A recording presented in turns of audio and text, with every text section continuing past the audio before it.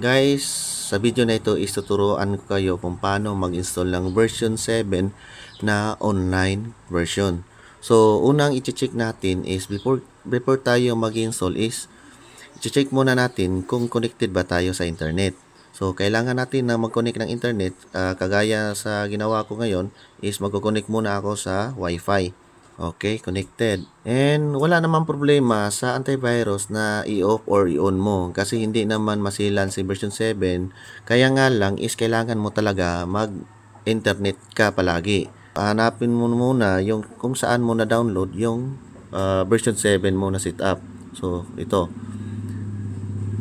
I-run as administrator.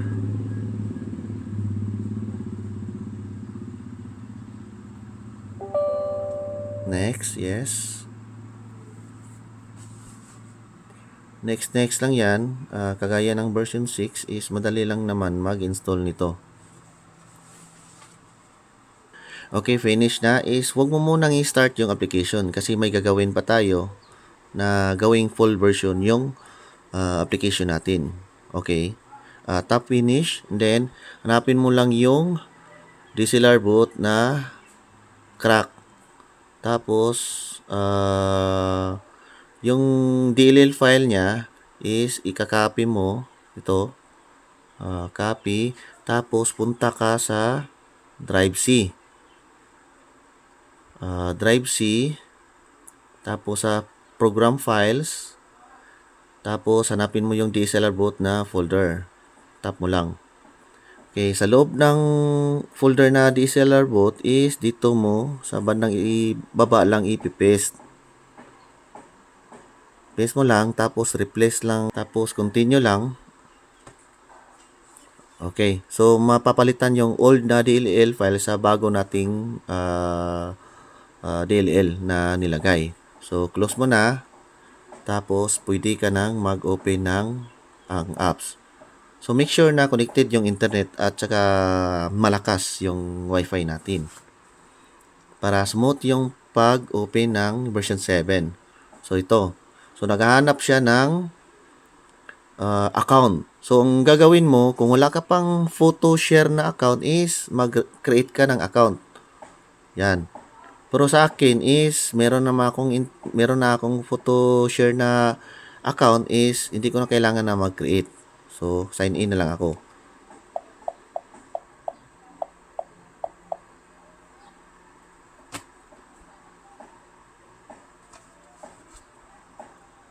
Tapos, enter mo lang yung password. And kusa na siyang mawawala at mag-redirect ka na sa mismong apps. So, kung bago pa siya is kailangan mo munang i-skip this update. Wag mong i-install update. Dapat skip this update.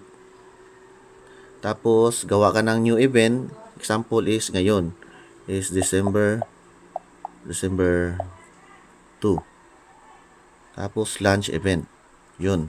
Tapos once na mag-open siya is itatap mo lang tong arrow down. Tapos meron naman tayong camera sa harap is pwede mo i-select. Kasi gamit natin ngayon is ang image. Yun. Okay. Yan. Okay, pagkatapos na mag-display ng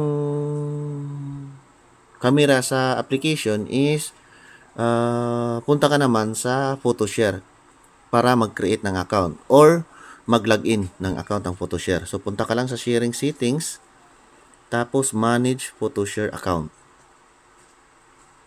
Tapos, login. Sa akin is naka-create na kasi ako ng account. Yung account na na-create mo kanina is pwede mo, ito yung dito mo ilalagay. Pag na-enter mo na, sign in mo lang. Okay, created na. Save mo na lang yan. Once na nalagin mo na dito sa PhotoShare is pwede mo na siyang i-close. Okay, after natin mag-login sa PhotoShare account is i-on naman natin yung QR code. Punta ka lang dito sa screen editor. Tapos sa sharing screen.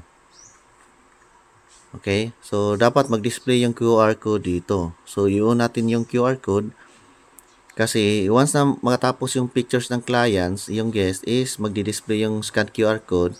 Tapos, doon na sila mag-take out, doon na sila magpi-picture sa cellphone nila para ma-redirect sila sa mga pictures nila para doon sila maka-download sa mga pictures na nakuha.